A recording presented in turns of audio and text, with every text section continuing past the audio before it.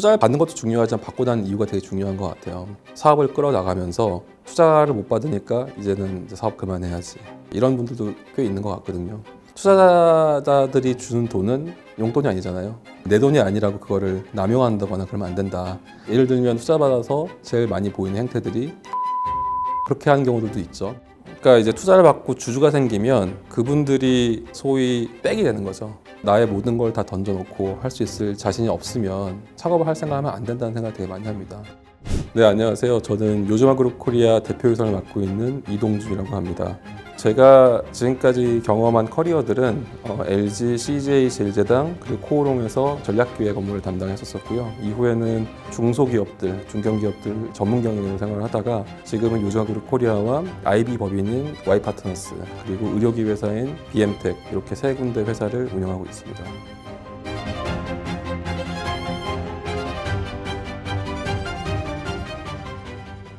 그 오해라기보다 사실은 국내에 있는 기업들이 해외 투자를 받고 싶어하는 경우들이 굉장히 많은 것 같아요. 아무래도 글로벌로 진출할 때 주주가 해외 투자사가 있으면 그만큼 외국계 다른 투자자들한테도 어필이 되고 익스포저가 생기니까 그런 목적으로 해외 투자를 받고 싶어하는 경우가 굉장히 많은데 국내에 있는 기업들이 해외 투자를 받는 게 사실 쉽지가 않습니다. 뭐 이제 정말 쿠팡쯤 되고 되게 뭐 어떤 기술적 우위가 있거나 그런 경우가 아닌 이상에 해외 투자를 만나 투자 받는 게 쉽지가 않고 반대로 생각해보면 저희도 잘 모르는 나라들 뭐 말레이시아다 또는 뭐 필리핀이다 아무리 거기에 좋은 기업이 있다고 하더라도 투자하는 데는 꺼리게 되는 것처럼 해외 투자자가 국내에 있는 스타트업들을 투자하는 것 자체가 사실 굉장히 어려운 일이라고 보고 있어요. 근본적인 이유는 제가 정말 많이 느끼는 건데 영어를 할 줄 안다고 그게 다가 아닌 것 같아요. 우리도 왜 VC 투자 받으려면 뭐 기관 가가지고 심사 가게 되고 그분도 소개받고 그러면서 이제 점점 네트워크 생기고 하는 것처럼 해외에서도 그런 어떤 투자자들한테 익스포저를 만들어야 되는데 그런 계기를 잡지 못한 경우도 굉장히 많습니다. 그러니까 실례로 우리나라에 있는 해외 진출을 위한 멘토링을 한다 그런 스타트업들 육성하는 프로그램 보면은 해외에 데리고 나가서 피치하는 것까지는 할 수 있을 것 같긴 한데 그 이후에 그네들과 계속 소통을 하면서 그네들의 언어로 그네들의 문화를 이해하면서 투자를 끌어내기까지는 사실 굉장히 어려운 과정이라고 봐요. 뭐 제가 하나 예를 들어 말씀을 드리면 저희가 도와드리고 있는 의료법인이 있어요. 근데 그 의료법인은 국내 법의 한계상 MSO 사업으로 이제 사업을 영위할 수밖에 없는 구조인데 해외 투자를 바래요. 왜냐하면 국내가 아닌 해외 쪽에서 투자를 받게 되면 그 밸류에이션 자체가 한국보다는 더 좋을 테니까. 그래서 해외 투자를 받기 위해서 그냥 무작정 해외 가가지고 어필을 하는 게 아니고 우선 해외 프레젠스를 만드는 데 많이 노력을 합니다. 그래서 뭐 아시아 쪽이라든지 동남아 쪽 그리고 뭐 중동이나 미국 쪽에 프레젠스를 만드는 과정을 하고 있고 그런 프레젠스가 만들어지면 그걸 가지고 해외 투자들한테 IR 피칭을 하고 그다음 투자 받는 과정을 진행하고 있는 건데 이게 이제 원타임 프로세스가 아닌 거죠. 그 사업적으로도 어느 정도 익스포저 만들고 프레젠스 만들어서 사람들한테 어필할 수 있는 어떤 그라운드를 만든 다음에 그 다음에 투자를 유치하는 거죠. 그런 것처럼 투자 받는 게 그냥 해외 투자 만난다라기보다 그게 왜 필요한지 그리고 내가 해외 투자 받았을 때 얻을 수 있는 이점이 뭔지 그리고 그네들을 어떻게 계속 엮어 나갈 건지에 대한 그 종합적인 전략이 필요하지 않겠나 생각을 합니다. 우리나라에 나스닥 상장한 회사가 많지가 않아요. 한 2, 3년 전인가 3, 4년 전쯤에 한참 몇몇 회사들이 나스닥 상장을 도전했습니다. 정말 큰 회사들이 잘 된 케이스도 있지만 사실은 나스닥 자체가 그 상장 유지 비용이 어마어마하게 들어갑니다. 국내에 비해서는. 근데 나스닥이라고 하는 이름 때문에 나는 해외 상장할 거야 라는 데가 있었어요. 결과는 좋지 않았고. 나스닥 가는 게 무슨 상장 받듯이 하는 게 아니다라는 거죠. 그러니까 굳이 나스닥 왜 가야 되지? 해외 투자자가 많거나 아니면 해외에서 익스포저 필요하거나 뭐 그런 다양한 이유라면 사실은 나스닥 갈만하죠. 근데 일단은 왜 가야 되는지에 대한 판단이 선행돼야 될 것 같고 어떤 회사들이 필요하다 생각하냐면 예를 들자면 국내 바이오 기업들이나 또는 AI 기업들 이런 세계적인 기술을 갖고 있는 기업들이 국내 시장이 아닌 해외 시장을 중심으로 돌아갈 수 있다면 그거에 대한 가치를 충분히 인정받고 더 많은 투자자들한테 어필하기 위해서 해외 시장을 가야 되지 않겠나라고 보고 있는 거고 내가 하는 사업 자체가 국내에서 잘하고 잘 클 수 있는 사업이냐 또는 해외도 바라볼 수 있는 사업이냐라고 하는 거를 잘 봐야 될 것 같아요. 그러니까 김기사 웨이즈는 둘 다 내비게이션 앱이고요. 그러니까 우리가 흔히 쓰는 뭐 T맵 같은 거라 생각하시면 될 것 같은데 김기사랑 그 웨이즈의 UI를 보면 너무 차이가 많이 나요. 김기사 자체는 아무래도 UI도 예쁘고 서비스 되는 항목도 많고 되게 잘 만들어진 앱이었지만 그거에 비교해서 웨이즈는 그렇게 잘 만들어진 앱은 아니었었어요. UI도 좀 더 투박하고 근데 이게 밸류에이션 차이가 났던 이유는 김기사는 한국만 대상으로 서비스하는 솔루션이었고 이 웨이즈는 전 세계를 대상으로 하는 거였고 그러다 보니까 업사이드가 다른 거죠. 우리의 타겟 유저 베이스는 김기사 사용자 수, 우리나라 인구의 몇 %겠죠. 하지만 웨이즈 같은 경우는 전 세계 대상이니까 훨씬 더 많은 익스포즈를 만들 수 있는 거죠. 두 번째는 투자자들의 참여 부분일 텐데 그네들은 전 세계를 대상으로 하다 보니까 전 세계 투자자들이 봤을 거예요. 그만큼 거기에 밸류에이션도 플러스가 있었을 거고. 근데 김기사는 아무래도 국내 시장에서 봤던 데다 보니까 그런 갭이 생기지 않았었겠나 생각합니다. 그러니까 투자를 받는다고 하는 게 돈을 받는 목적도 있지만 내가 그 주주들을 통해서 어떤 도움을 받을 수 있을까가 굉장히 중요하거든요. 내가 만약에 신약 개발을 한다. 당연히 국내뿐만 아니라 해외도 할 수 있는 거죠. 그러면은 해외에서 할 수 있는 사업들이 있으니까 그만큼 해외에 있는 투자자들도 만나면서 이걸 더 알리고 노출해야 투자자들이 들어오고 그랬을 때 나중에 라이센싱을 하든 또는 어떤 유통을 하든 했을 때 외국에 있는 그 투자자들의 도움을 받아서 사업을 더 잘 할 수 있는 거죠.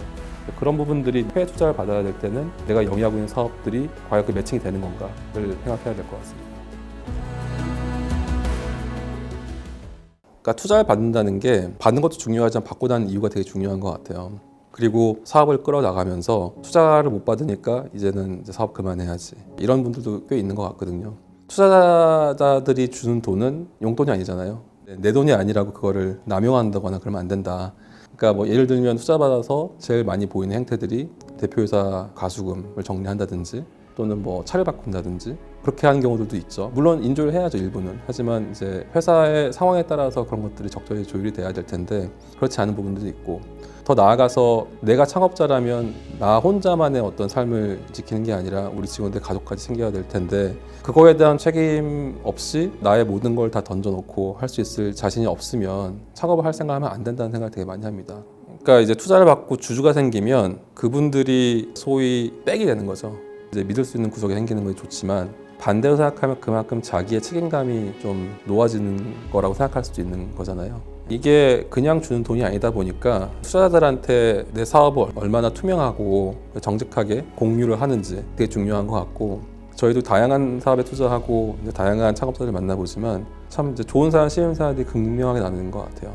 그 극명히 나눈다고 하는 거는 잔소리하는 시어머니처럼 우리를 생각하는 사람도 있는 반면에 오히려 역으로 다가와서 이렇게 되고 있다라고 이제 계속 업데이트 해주는 사람도 계시고 근데 투자자 입장에서는 아무래도 후자가 훨씬 좋죠. 왜냐하면 서로 내용을 같이 공유하고 많이 알고 있어야 과정에 도와드릴 수 있는 것도 있을 것이고 그리고 그런 마인드가 있어야 사실 투자자뿐만 아니라 사업도 잘 할 거잖아요.